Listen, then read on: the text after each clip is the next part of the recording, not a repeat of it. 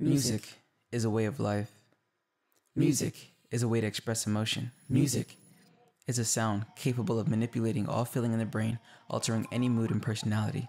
Music is music, whether hip-hop, rap, R&B, soul, rock, metal, gospel, blues, country, jazz, pop, K-pop, reggae, reggaeton, dancehall, carnival, Latin, or even electro.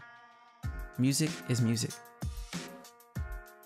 People listen to music because it's a way to express a feeling that you have trouble expressing on your own.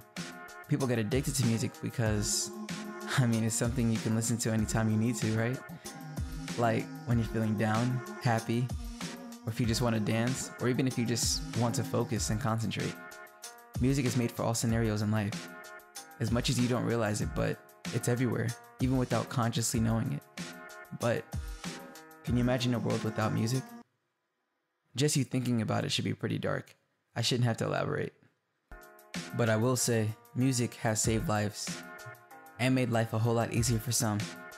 Now think about all it has done for you and try to give me a reason not to appreciate music.